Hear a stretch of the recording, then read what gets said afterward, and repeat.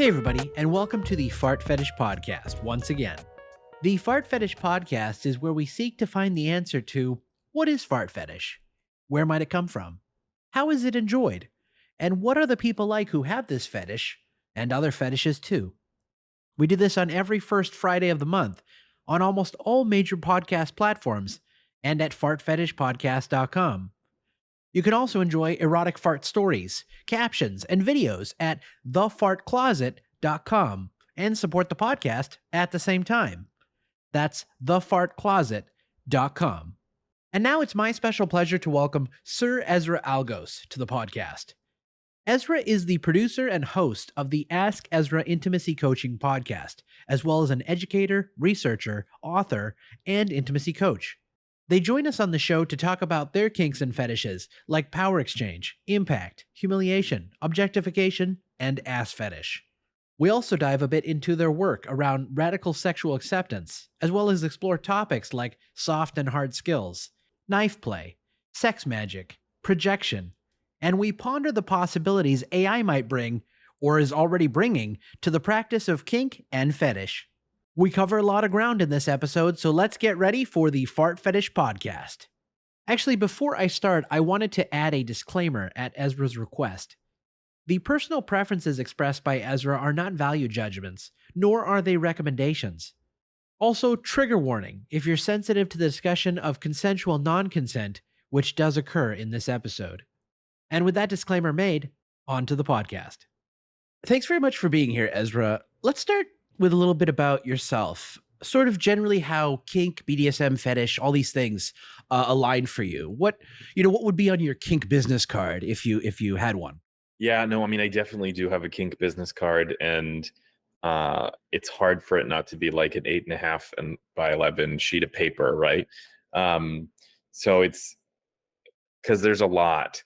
I would say like I had really early identification of fetish, and then um, kind of had this unfortunate misunderstanding that wasn't part of building a life, and it wasn't part of like healthy relationships, and sort of set it aside, and then I got to sort of come out again in my my late 20s.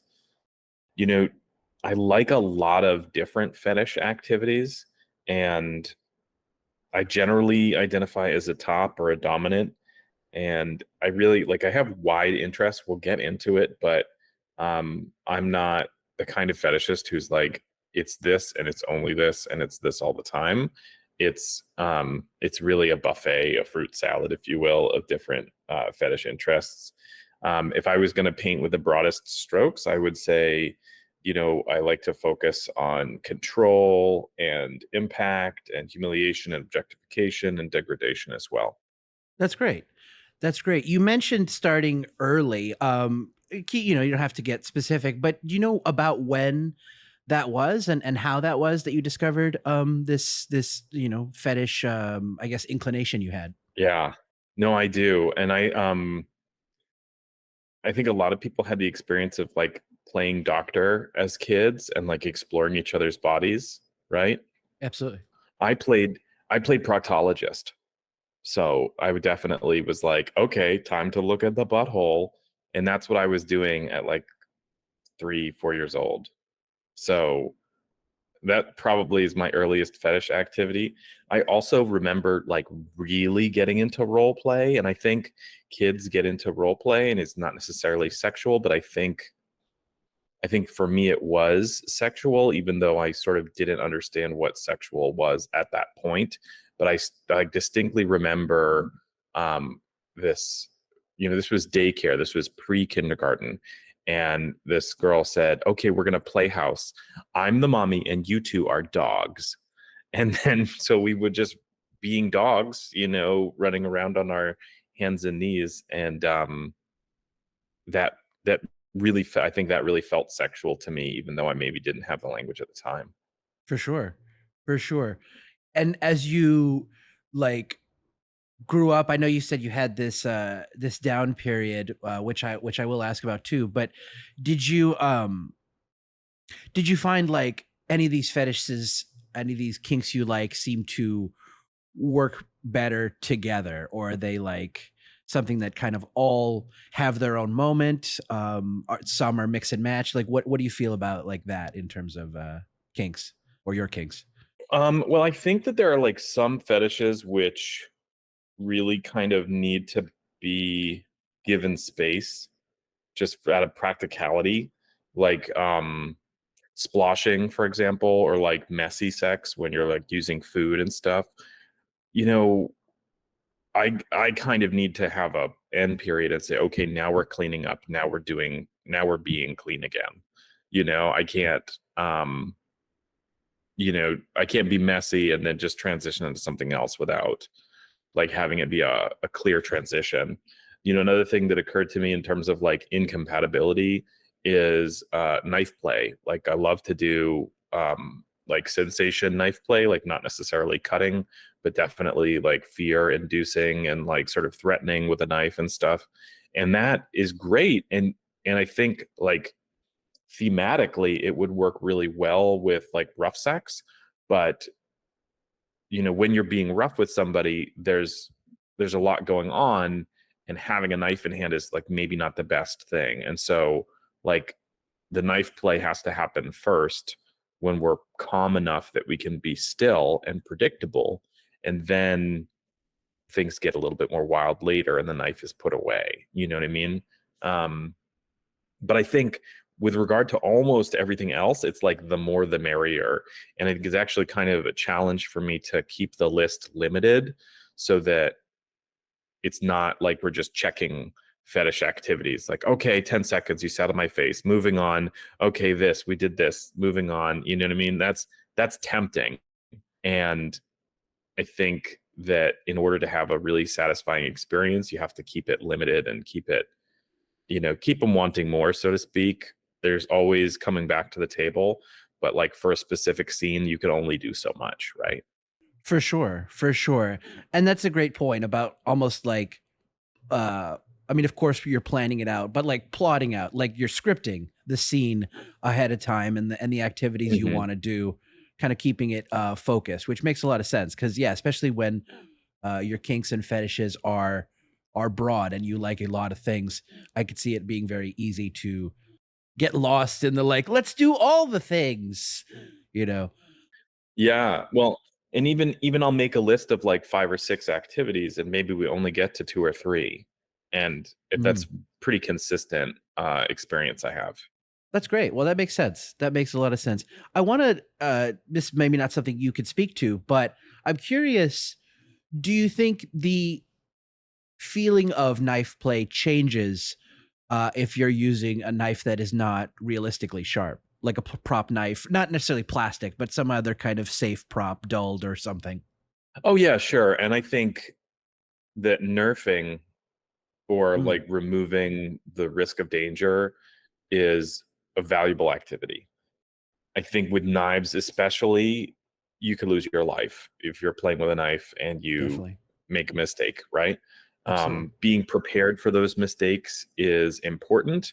And also, like, that's really heavy. Like, how do you handle somebody who's bleeding excessively, right? If you're not prepared to answer that question, you probably shouldn't be playing with a sharp knife, right?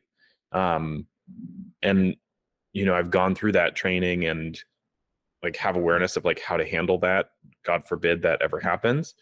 But to me, the value of the real risk is more attractive than the burden of having to deal with the consequences of the risk, right? So I'm happy to use a blindfold and a credit card instead of a knife. And, you think there's a knife on you and it's thrilling. But for me personally, I'm not going to be enjoying it as much. Right. And maybe that's a good activity for somebody who I can't trust to be still or predictable. But if I've got a partner who I'm like really close with and I know well, then it's absolutely going to be a razor sharp knife. Sure. Sure. That makes perfect sense. And you talked about training as well. Where does one go to get like training for that kind of activity? I know there's like stage combat, but I doubt that's what the training you're talking about. Yeah, no, knife combat is not as useful as you might think. They pretty much say don't get stabbed. And yeah. But no, I mean, there's a website and the name is escaping me. I just wanted to jump in with a note. I checked with Ezra. The website is stopthebleed.org. But it's basically what you do with excessive bleeding, right? And there are coagulants. I always carry bandage roll, which is really good because if it's not a specific size of bandage, it's a roll, so you can use whatever you need. I carry a first aid kit. I've been to knife play classes. I've taught the knife play class. I think as much as going to a class is valuable, I think like talking to an expert is even more valuable. And anytime I'm in the presence of somebody who is really experienced, I do my best to try to, pick their brain in a respectful and practical way. That's very smart. And I'm glad you mentioned that it's really not just classes in knife play, but also the medical classes and workshops and what have you that you've also gone to and training you have. So it's not just like a, hey, I'm ready to play with a knife now. It's literally like the consequences of knife are also in my head. I know what to do Mm-hmm. should this situation arise, which is I think a lot of prep that people who are like, yeah, knife play. And I'm not just blaming knife play people who get into kinks in general, they like these kinks and they don't think about the like, well, what if I really, really need to breathe while you're sitting on my face? Or what if I like, these situations of safety Mm-hmm. that maybe sometimes are not discussed. Do you Yeah. find, because you've talked to quite a few people on your show, your podcast, which we'll get to in a bit, do you think most people have a tendency to like rush into these things and not be fully prepared for what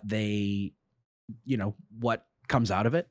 I mean, I think that does happen, especially with teenagers. I Mm. think that like our ability to evaluate risk kind of develops into our 30s. Um, Honestly, I think it's like this evolutionary governor. It's a thing that keeps us from thinking too critically so that we have kids before we can really understand what the risk is. It's because it's good for the species for us to brazenly make decisions. Sure. But um, but yeah, I mean, I think that young people tend to rush in headlong without really understanding the risk. And I think a really good example of that is breath play, where people will do like erotic choking. And because you're young, like you don't imagine that you could get hurt. And there are injuries that can happen that don't really bother you for decades, right? But then decades later, you're having a really hard time, right? For example, you can um, you can have a stroke, you can asphyxiate, you can suffer brain damage, you can yeah, you can get a blood clot, especially women that are on birth control are already at a higher risk of blood clotting, and then doing breath play is going to increase that risk of blood clotting. So, and a blood clot can lead to a stroke. So, I think that's really the case. But also, like, I tend to not talk to teenagers. I tend to not talk to people in their early 20s as much as I talk to people sort of in their 30s and 40s. And I think that that's because there's this like a time that it takes time to discover. I think the younger generations are all discovering things really quickly and really early, and the older generations took more time, mostly probably because of the accessibility of media.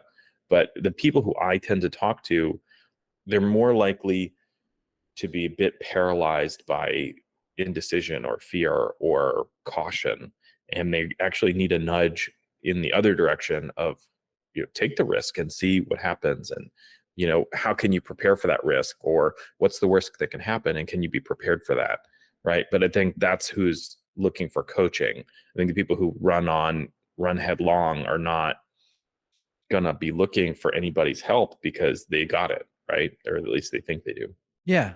Yeah, that makes a lot of sense. And it's great to note that yeah, just people should, be prepared, but also not have um reservations or fears around it as well. I mean, there's nothing to harm in starting to learn about it, and then going out and finding proper partners and doing it safely.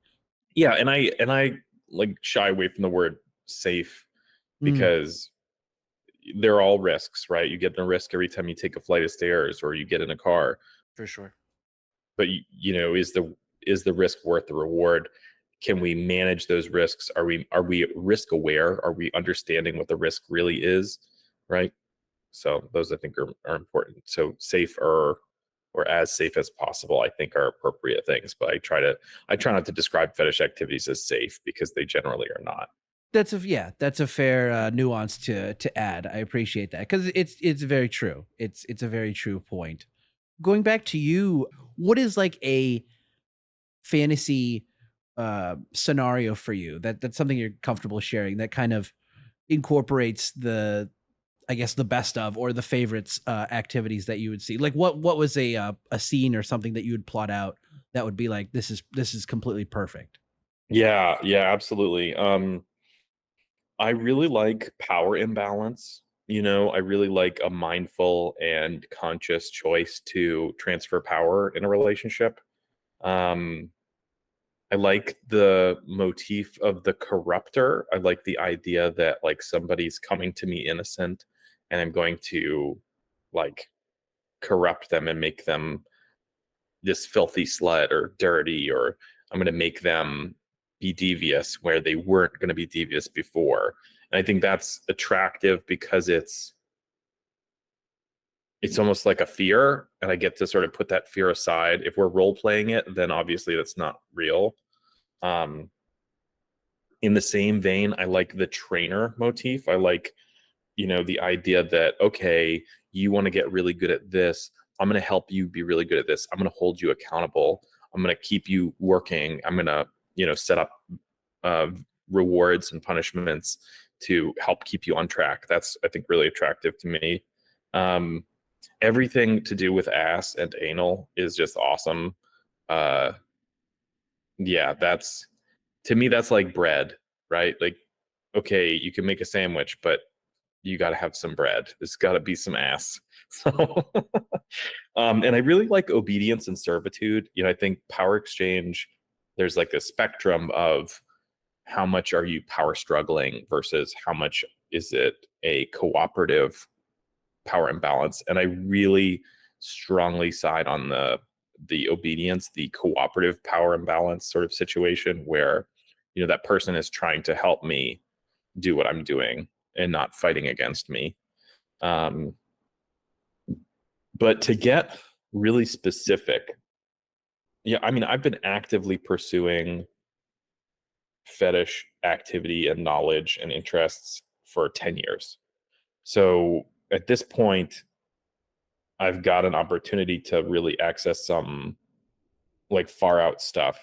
And I think the thing that's really attractive to me right now is creating meaning, creating purpose, creating like almost like a divine presence within the experience. And so to me, that looks like sex magic, where we are consciously engaging in rituals and invoking spirits, and our sexual activity goes from being meaningless to being like really meaningful.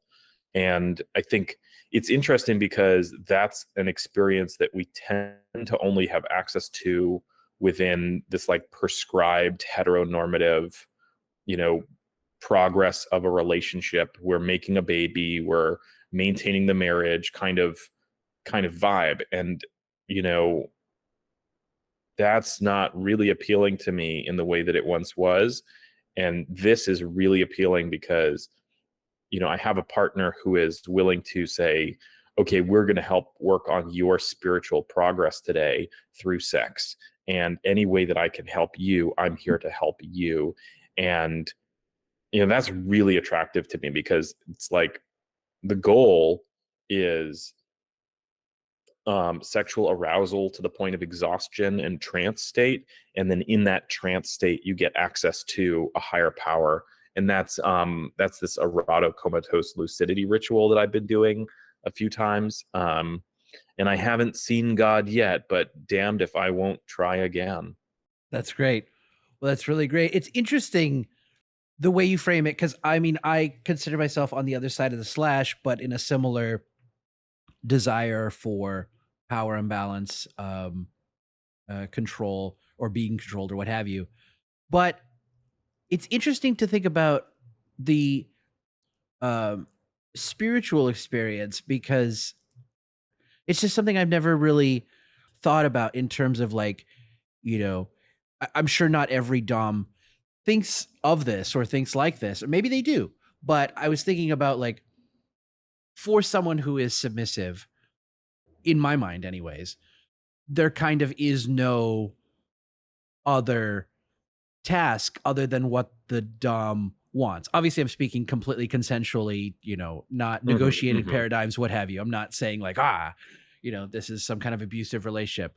But it seems like in a true power dynamic, for a sub, the needs, the what have you, in a cosmic sense, are erased for the dominant. So it's almost like all what you're saying is the sub's energy is channeled into you, giving, almost as if giving the Dom, or you in this case, more power to see God, as it were, or attempt to.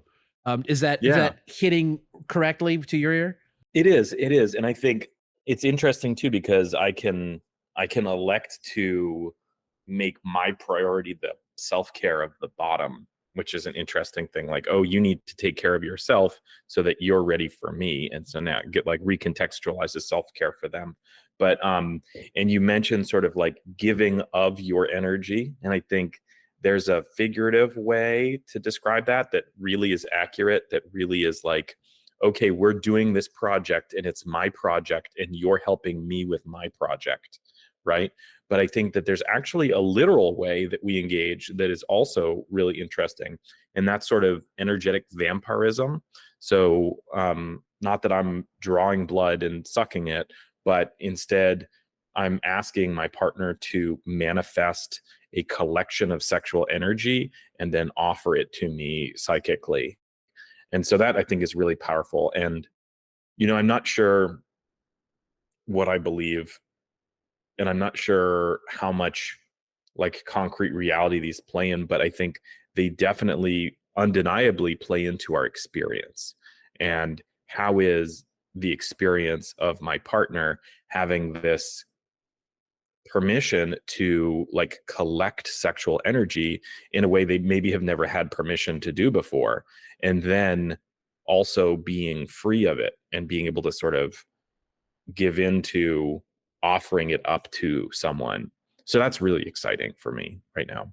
That's great. That's really awesome. And it's really interesting sexual paradigm to learn about. Maybe paradigm is not the right word, but it's an interesting, you called it a motif, but I'm not sure. The motif is more the theme you're using rather than the spiritual experience. So I'll just leave it at that. But let's talk. You mentioned as being one of your interests, almost one of the, maybe, I kind of took it as one of the more important interests or more necessary um, interests, and it's of course one of this channel's focuses.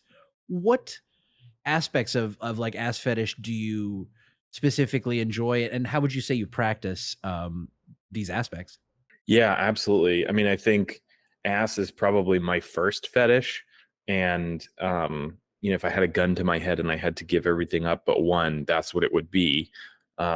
Hoping that never happens because I don't want to give up my rich, colorful sex life. Yeah. But I think that I mean, I don't know. They say you get, sexually impressioned around like, 3 or 4. So perhaps it was these, you know, role playing proctologist experiences that really brought my focus to the ass and the asshole. Um, it is so they describe like it's kind of out of use, but the term fetish versus the term kink, where kink is like a thing that is attractive to you, whereas fetish is a thing that's really required for sexual gratification. And if we're going to use those classical terms, then really like ass is my only fetish, and then everything else is a kink. Everything else I could take or leave, but ass is just, it's ass is ass, man. It's I don't know why it's so attractive, or but I know that, you know, if I'm gonna orgasm, it's in my mind. If I'm gonna, you know, if I'm gonna have a satisfying sexual experience, then ass has to have something to do with it. Yeah. And so I mean, again, I like to dominate. I like to be the top. And so oftentimes that's like worship for my own pleasure. Sometimes it's impact, like spanking or flogging or paddling or whipping.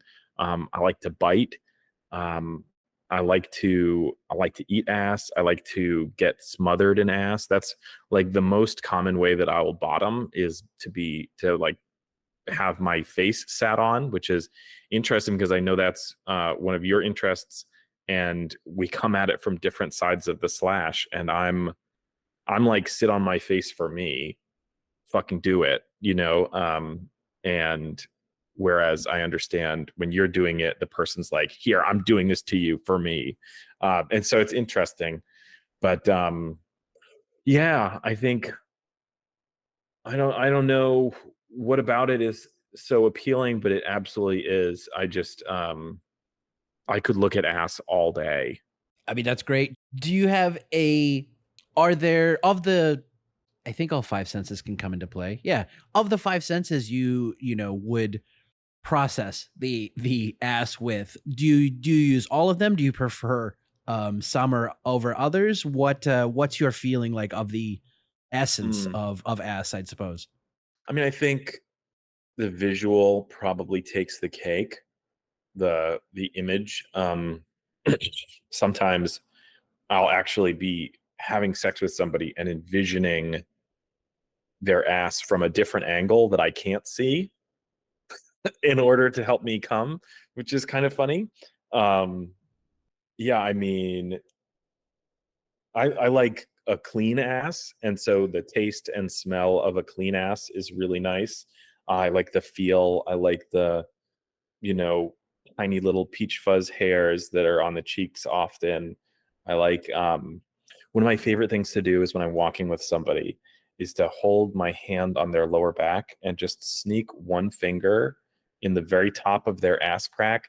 And I swear, just the feeling of the way that their ass is moving as they walk like fills in the visual of the rest of the ass in my mind's eye. Like I just got one finger at the top of their ass crack, and I can feel their butt jiggling and moving as they walk and bouncing as they walk, and I can see their ass. I'll be right next to them, but I can see it completely in my mind. Very interesting. Like some kind of I don't know the correct, maybe thermal or whatever, some kind of imaging situation you have just by touching. It's amazing. That's pretty cool. It's like an extra ass sensory perception. Yeah. Amazing. That is great. That is great. Um, do you I think you didn't say it explicitly, but there I mean I understand it already, but we talked and and what you've mentioned as well, there is a aspect of consensual non-consent into the play you seem to enjoy. Is that correct? Is that a correct assessment? Well, yeah, I mean, it does come up, and we've had conversations before about it, certainly. And you know, I think it's complex because, to be honest, I think that my partners probably bring it to the table more often than I do. Um, and I am, as much as I'm a dominant or a top, like I also want to please my partner, and so I try to find like ways to incorporate that. I think there are aspects of it that are attractive to me. There are also aspects of it that aren't attractive to me. Like I know many people will want to fight back and sort of have this like physical struggle during sex, and to me that's like entirely unappealing. You know, I don't enjoy power struggle. I think the thing that's really appealing to me about CNC is like post power struggle, right? Like okay, so for example, I've got a partner who likes to wrestle. Okay, but she's very good at wrestling, and so I might lose more often than I win, and so it's not as appealing as it might be. I might need to practice wrestling so I can do that with them. But what I can do is sort of say, okay, we're going to play wrestle, but you're going to have to let me win. And then once I've won, now you're defeated for the rest of the time. And so that CNC has like flavors the event, but isn't constantly present. Right. For sure. And I think, ways that it's attractive to me is the more subtle ways. Like I really enjoy like coercion role play or corruption role play where it's you owe me rent and you don't have the money, but I think I can find a way that you can pay, right? So that's like there's a little bit of coercion in there. There's the CNC coercion, right? But of course we're all consenting and we're all talking about things and there's safe words. But I do love this concept of like taking advantage of a power imbalance because I think that is something that I'm insecure about and have to like work towards making sure it doesn't happen in my romantic life and in my daily life, right? And so being able to role play that really frees me of feeling anxious about it in the moment, I think.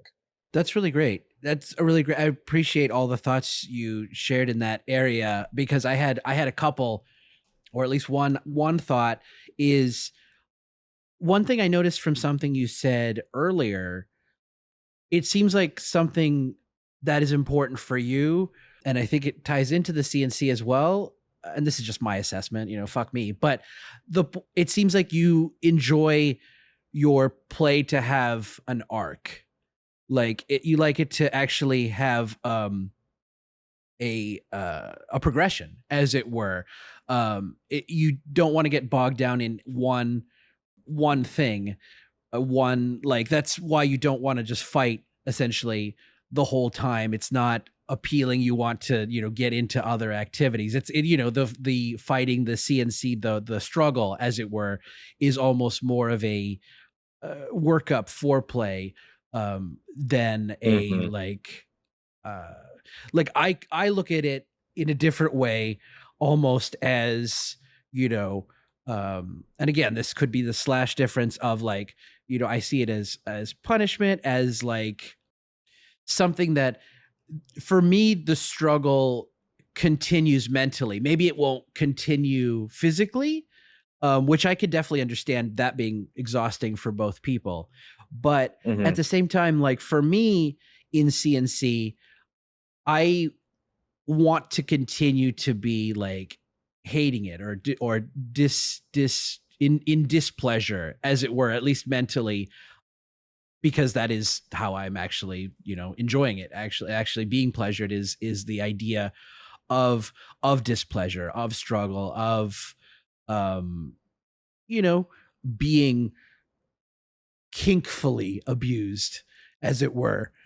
So I'm not I'm interested to like, as I talk to more people and hear more about this, I'm interested to see um if if there's a consensus, or if there's a maybe even balance of people who are like, I enjoy CNC, but there has to be a point where it stops. Or if, like, for some, maybe again the sub side, that the CNC kind of continues even if it's not a continued or ongoing physical confrontation.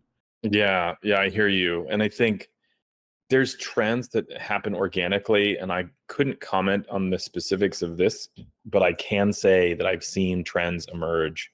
So there probably is a trend, right? Like something like 90% of people who want to do foot play stuff want to do clean feet, and 10% want to do dirty feet. It's pretty consistently happens that way, right? So I think you're probably going to be able to find a ratio. If you poll enough people, there's probably a ratio of 50-50 or 2-1 or 1-4 or something like that. That does happen. But I think for me, I think my bounds are my insecurities. And I think feeling desired and feeling wanted is really important for me. And if there's that constant struggle, not only is it physically exhausting, but it's like a constant reminder of like, I don't really want this. And that to me feels really icky. Right. Um, So, ironically, consensual non-consent in an ideal setting for me is going to actually reinforce my partner's interest in me. It's going to show me that my partner is interested.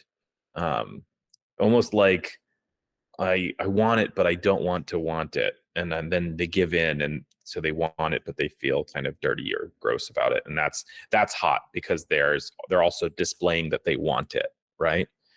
And I think it also sort of speaks to the power experience of, we've made this choice to have a power imbalance, and this activity really displays that power imbalance, even though we are both more empowered by engaging in that dynamic.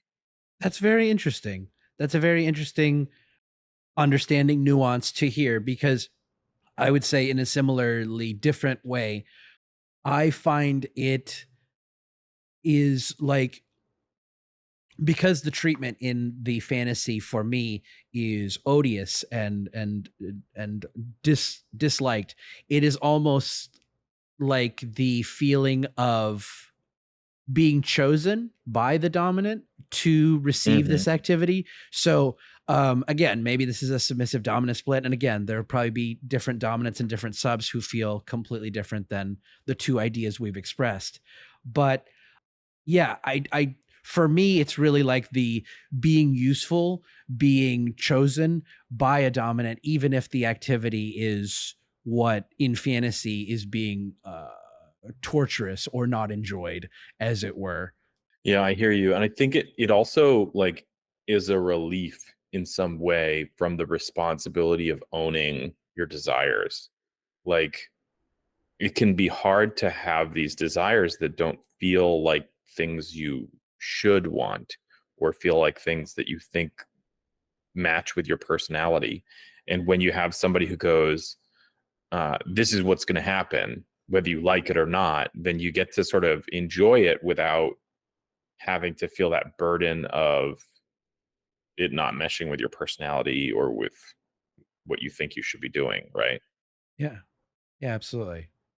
You mentioned that you're, I believe, always, you said you're always the dominant in your scenes, but you also talked to me about a idea of a ramp up to submission for yourself. I'm not even really sure what that fully means. Can you talk a bit about that? Yeah, no, I think it's it's been really challenging for me to explore submission because of feeling unsafe with people. I think my ability to trust people is a limiting factor in this environment. And I think the other thing that's really challenging is that when I do have a relationship with people, it's almost always this dom sub where I'm the dom, and then I don't want to spoil the pot. So okay, I trust somebody really well and I know them really well, but if I switch, am I going to think about them differently? Are they going to think about me differently? And so it's been really challenging, but I think what I'd like to do is establish a relationship with a dominant female at some point, and really use it like a laboratory and try things on and experiment. Um, but I do think that that could be really fun. I do think it'd be really exciting and appealing.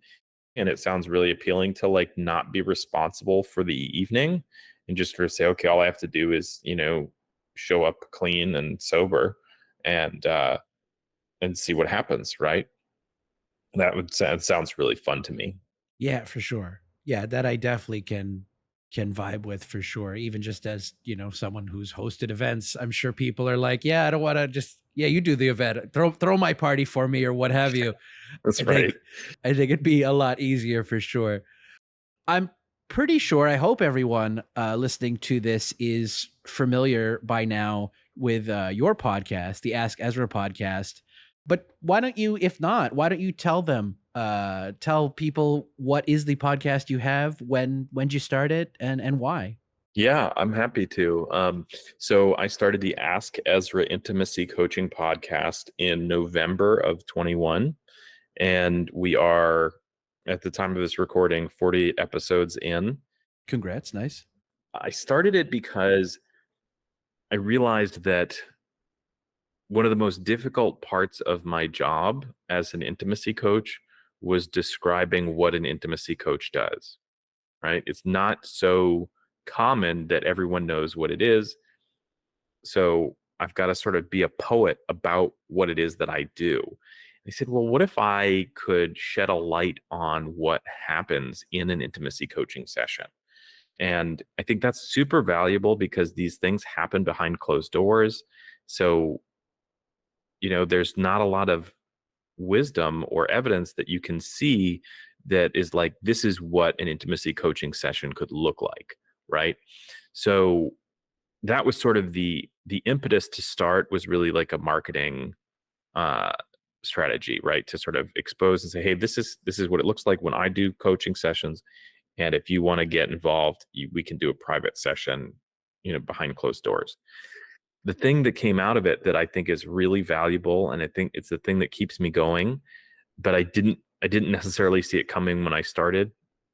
It's the fact that there are some people who are never going to be able to afford intimacy coaching, or never going to be able to have that kind of conversation with friends either, but they sorely need it. They desperately need it. And so this is an opportunity for them to learn from other people's mistakes or challenges or experiences and better their own lives in the privacy of their own home. And I think that's really wonderful. And another benefit that has been really nice is that I've been able to find guests who could really benefit from intimacy coaching, but again, could just not afford it, could not participate in that financial investment, right?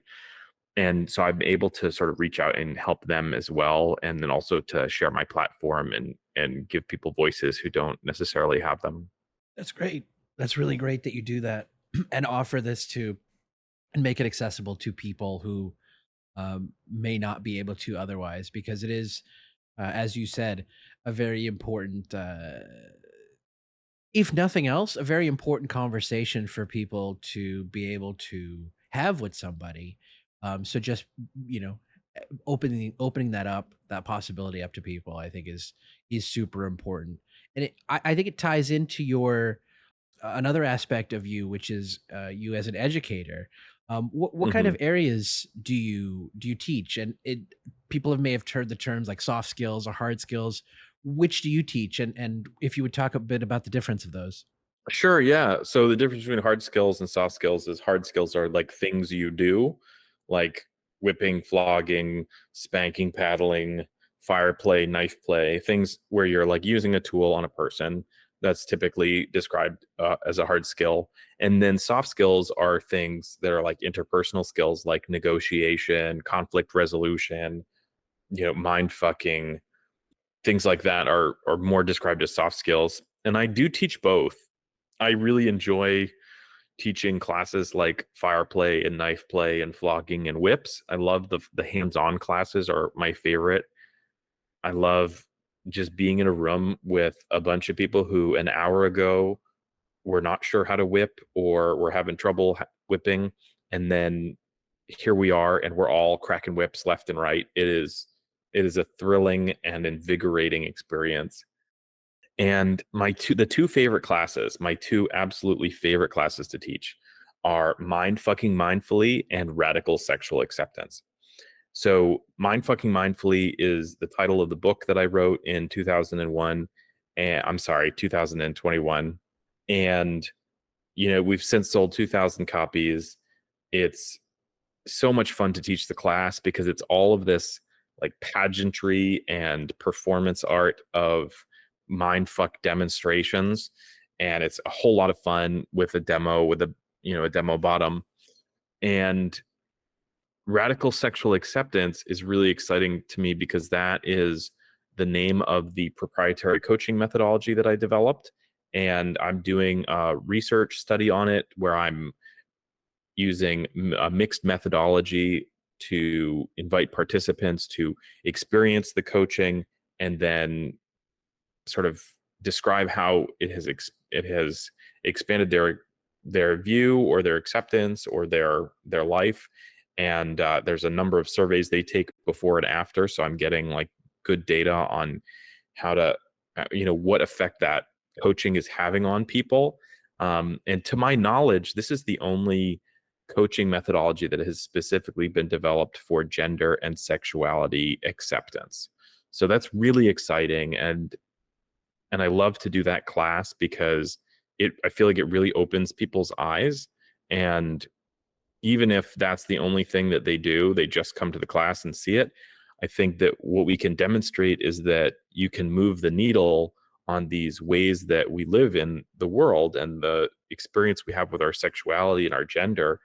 We can move the needle. There's things we can do that put in the work and help build acceptance and help relieve this stress, anxiety, this shame, this guilt that can surround being part of a sexual minority or going through a gender transition.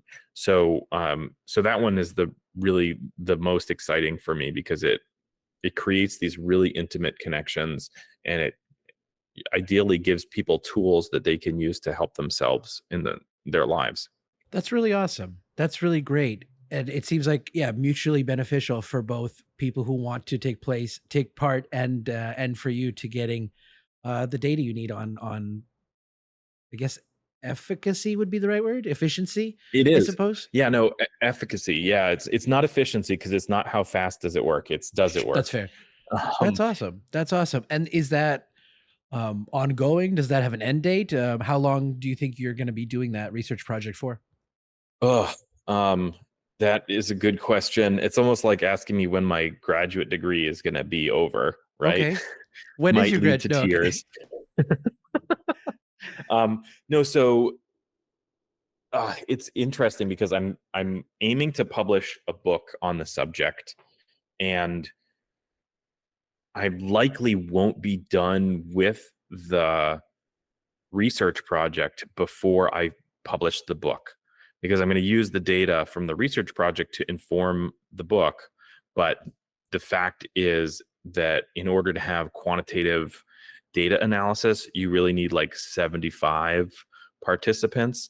And that's a lot. I'm looking at coaching each person for 4 hours over a period of 6 weeks, and I can handle about five participants a month based on my other workload. So that's like 18 months of research. So it's doable, but I'm definitely going to publish the book before then. And it's okay because it means that I'm really focused on qualitative data instead of quantitative data. And qualitative means that, like, look at these trends that are developing. We need some additional uh, data in order to comment on their statistical significance, but these are the trends that we see forming. And it's really challenging. I am doing this research independently. It's not being funded. So perhaps at some point, an institution will become involved and there will be funding, and I'll have help, and it will be a little bit easier to hit my 75 in a shorter time frame. Yeah, that would be all. But they'll like come in at the last five. They're like, "Oh, you did 70? Like we got the last. We got this last. Yes, We'll take it to the finish two line. No years worries." later. Yeah, Yeah. At that point, I'll just start a new project. sure. No, yeah, right. Well, that's good. I mean, that's good. At least you have positivity and hope for the future, and not that you wouldn't, but it's just like it is, as you said, it is a lot of work. It's a lot of hours of talking to people. So it's a Mhm. good thing that it's something you you do enjoy, or do have a sense of importance and desire to do with people. So that's really great. I'm glad those two kind of, ideas, those two thoughts can mesh. Yeah. Well, it's a lot of work, but it has been really, really powerful for me because it has given me like a sandbox to refine the method. And also it has given me participants who are really grateful for being involved. And so they're really motivated to help give me feedback as well. Right. So that's been great. That's really great. That is great.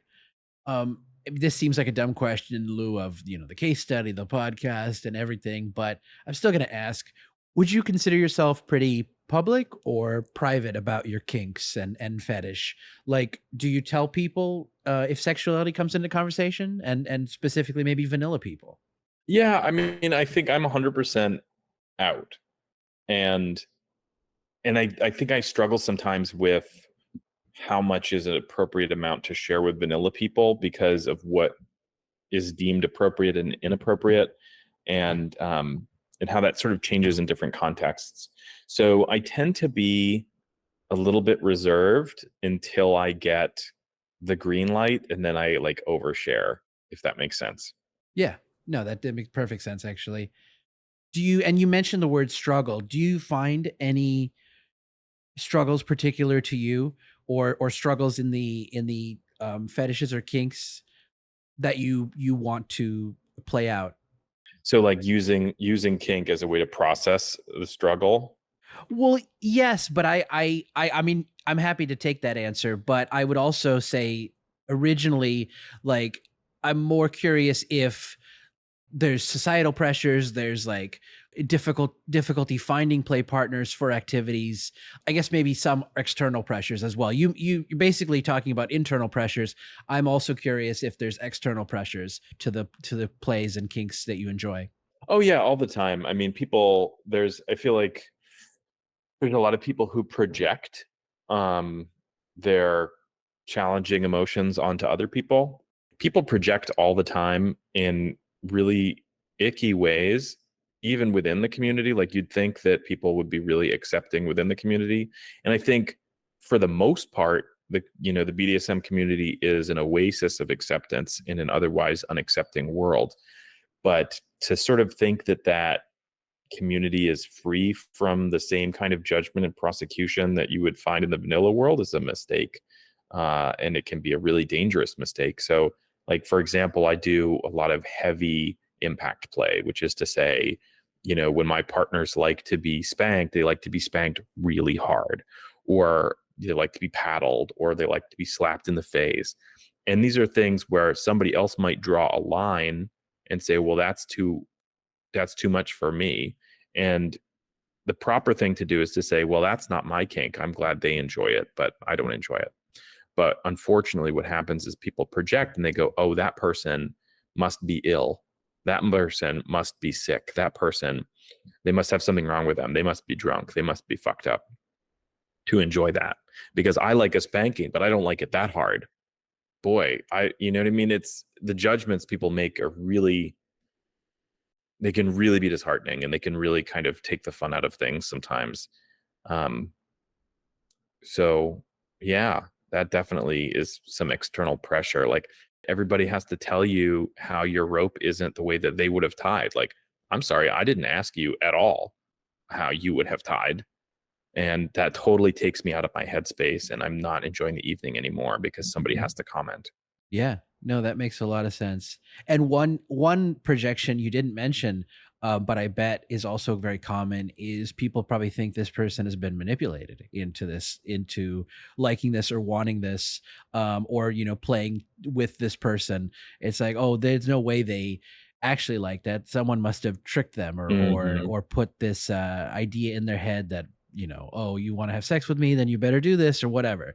People get this whole idea in their brain. Yeah, absolutely. That's totally accurate. And I think the thing that's really heartbreaking is that when that happens, and it happens so much more frequently than it ought to, when that happens, nobody checks with the bottom. They just make judgments about the top, and they spread rumors and get nasty, but nobody like goes to check with the bottom and say, "Hey, like, are you okay?"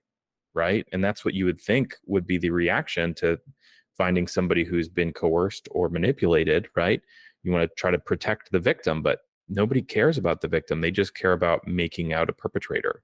Yeah, it does seem to be that way in many cases, and I'm sure outside of kink as well. There's a lot of projection. You said it at the top of this, is like there's a lot of people that um I would say don't know how to process their own things and work on their own lives and kind of take some kind of joy or some kind of duty in correcting what they think are wrongs, which is really um, really unfortunate that people find it their job to do that, where it's really not appropriate. Probably nine Yeah. times out of 10. Well, and I think projection is a normal thing that people do, right? I don't want to like Of course. demonize people. Yeah, no, of I mean, course. I'm guilty of it myself. I mean, I can remember eating at a fast food restaurant and looking at all the other people and like passing judgment on all those other people who are eating that same fast food that I'm eating in that moment. But it's because I'm sort of self-hating for eating this junk food when I'm not healthy. Um, then instead of actually owning that and dealing with that discomfort for my own behavior, I'm putting it on other people, right? But it's one thing to have it in your head. It's another thing to stand up and go, you fat fuck, you shouldn't be eating a double cheeseburger or something, right? That's when harm occurs. Absolutely. Absolutely. How do you find um, play partners for your particular fetishes and kinks? Um, I I'm like so tempted to like come up with grossly inappropriate answers to that, but I'm not going to because somebody's going to clip it. So, um, I, I find people at BDSM community events, dungeons, munches. Um, there is some value in seeking partners in like kink adjacent things like goth clubs or the Renaissance Fair or D&D board game nights. Not that I necessarily have found those to be particularly effective, but it does seem like there's a chance there. But yeah, I mean, just be a part of the community, and the right people will make themselves known. Yeah, that makes sense. That makes perfect sense. I'm sure it's easier in some locales than others. California, I think, New York, maybe, Chicago, probably. Chicago, yeah, Yeah. Atlanta.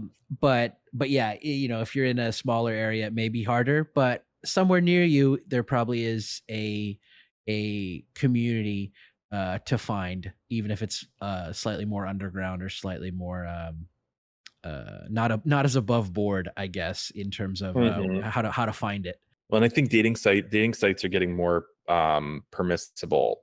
I think I've been, you know, banned from certain dating sites for being openly sadomasochistic.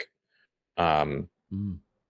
but I don't think that's happening as much anymore. And there's like dating sites that are more queer friendly that are going to be more open to basically just stating outright that you're kinky and you're looking for kinky partners.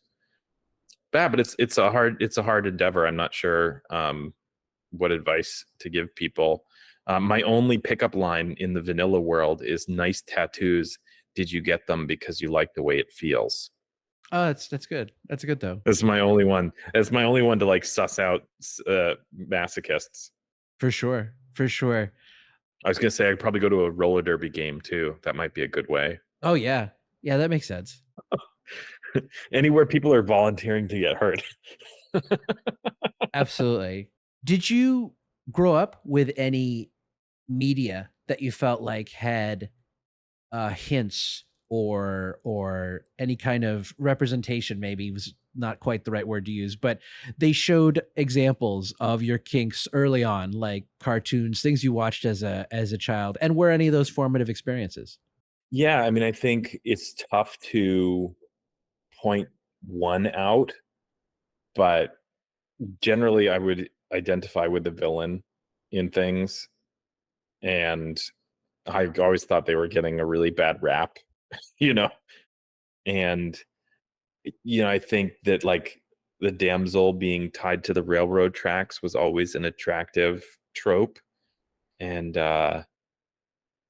yeah, I mean, I think that there was like a fascination with certain things, like the aspects. I think, you know, sadomasochism is kind of an inherent part of humanity.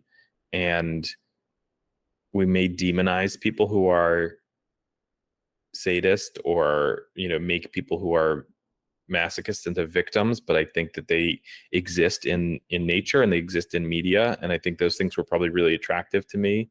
And I'm not sure I sexualized them early on, but I think that they were attractive. I think that like I've always liked, Law and Order, or, crime shows or things like that that sort of bridge the gap between like sexuality and brutality. But yeah, it's hard to say. I mean, I know that my girlfriend when I was 16 was my slave. Like we didn't have the words for it, but she was like, she would do whatever I wanted, whenever I wanted. I say jump, she says how high, you know. So it's kind of ingrained. It's kind of just how I operate, right? But where that came from, I don't know, and where like what keyed me into it. I mean, I could tell you I fell in love with every babysitter I ever had. I was so romantic. I was falling in love all the time. But I'm not sure what really keyed me into it. Yeah. Interesting. That is very interesting, though. It is interesting to hear, people's different experiences.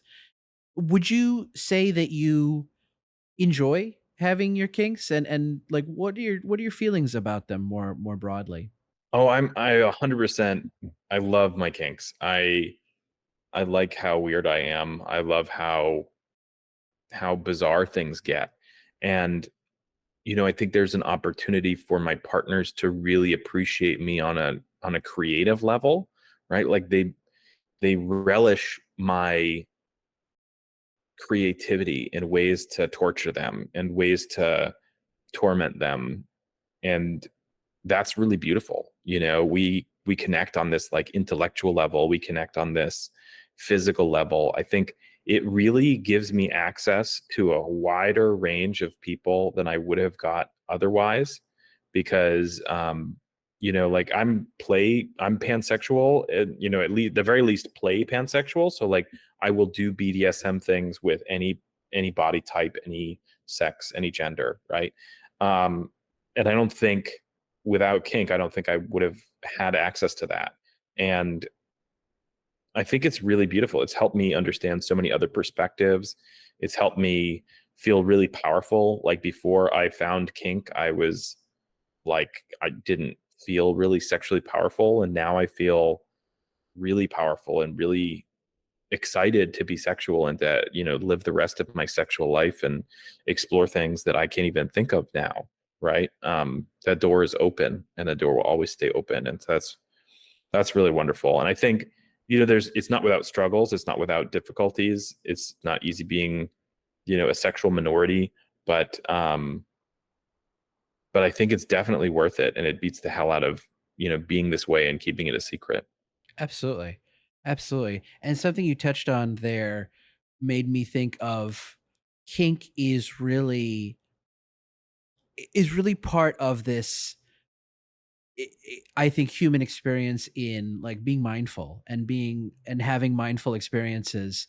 I'm sure there's people who are doing it unmindfully, but I think generally, and I think this goes for a lot of these alternative, or what are being called alternative sexualities right now, such as poly, kink, what have you.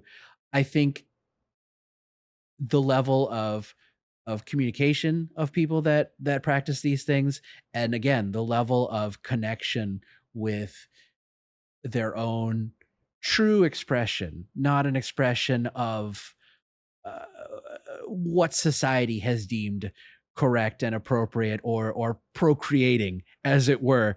It is a more experience of just what you want, just kind of what you would like to experience, and obviously then finding a partner or partners that want to experience that same type of joy and euphoria, and again, human experience with you. Do you kind of vibe or feel that feeling? Yeah, absolutely. I mean, I think it's another way of feeling intimate. And I've met a lot of people who, for whatever reason, are sex averse, like people who aren't interested in having genital sex. And BDSM is an outlet for intimacy. BDSM is another way they can connect with people. And I'm not sex averse. I deeply enjoy, both traditional and non-traditional forms of sex, but it's this other way of being connected with people and being close to people and feeling not alone and feeling, having partners in play is so powerful. Absolutely. That's very good point. That's a really strong point. What As we come to the close here, and this has been a really great conversation, really deep, almost academic, in fact, academic conversation we had that we, have not had to this point. So I really appreciate everything you've shared with us, both in your personal life and really professionally as well. What do you think are your thoughts on the future of kink, fetish, this community in general? What would you say about that? Well, I mean, I think we're experiencing a rapid change. We're experiencing a change right now, which seems to be faster than any time before, if maybe matched in like the 70s or in the late 80s when the internet sort of started connecting people. Because of COVID and everybody taking online classes, there was classes that were available in person, and rarely there were classes that were available online. And then COVID happened, and everything's available online. And so we have sort of like the biggest new class of BDSM enthusiasts than we've ever had in history. And it's definitely changing the community. I'm not in a position to say how or for how long. I do think the dust is going to settle at some point because, you know, three people enter the kink community and one stays. Two people just wanted to kind of vacation there or try it out for a couple of years and then sort of, you know, fade away or find a way to get their needs met outside of the community. And so there's definitely going to be a contraction. And the contraction, my prediction is that the contraction, like the expansion, will also be the largest we've ever seen. And so, we may see like dungeons close like they were doing in the pandemic. We may see that happen in a year or two, where all of a sudden the audience is lesser. I hope that doesn't happen, but I do think it will happen. And I see AI and other technologies as becoming more and more involved in fetish and BDSM.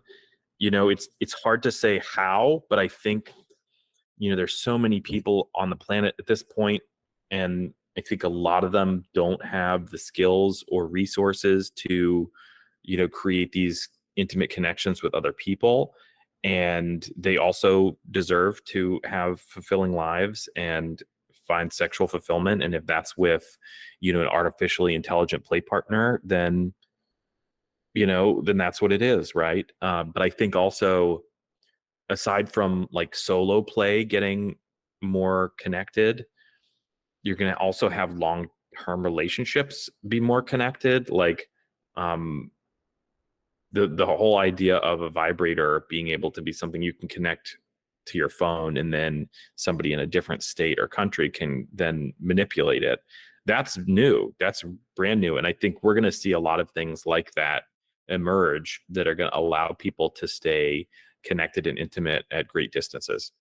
No, that's great. That makes a lot of sense. That makes a lot of sense. And in fact, I can tell you and all everybody out there how you can see uh, AI already in action in Kink on my captions page, where I do have images and actually writing generated by AI. It's kind of like a using role play Mm. to write captions. And I don't know, people might be like, "That's stupid. What the fuck's wrong with you?" But I did it anyway, so you can see it and support the show at fartcaptions.com and see some of that on the more recent pages, if that at all interests you and anyone out there listening.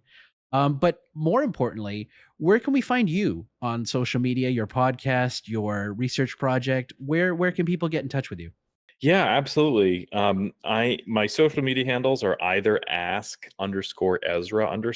or at House of Algos, HOUSEOFALGOS.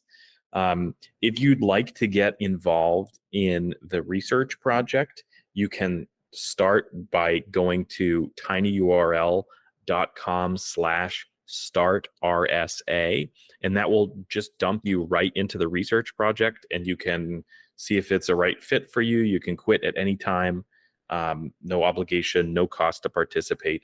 I'm also really eager to work with people who can be helped by this in a private setting. And I'll give you a link for that as well. But I do one-on-one coaching, I do weekend workshops, and I do uh, weekly group sessions at a discounted rate. So lots of ways to get involved. If you think that radical sexual acceptance or intimacy coaching or life coaching is right for you, and I might be able to help you reduce your shame, your guilt, help increase your acceptance, and find communication skills to talk to your partners and have the kind of life and have the kind of sex you want in your life, then please don't hesitate to reach out to me, and perhaps we can work together. Absolutely. That's wonderful. I really hope people do take you up on that, especially anyone listening to this show, because I think it can be beneficial, mutually beneficial for both you and the person participating as well. So Ezra, I can't thank you enough for coming on the show and talking to us today. It's been a pleasure. Oh, absolutely. It's been a pleasure. And I'm so happy to have you as a friend and a colleague. Same here. See you next time. Okay. Bye now.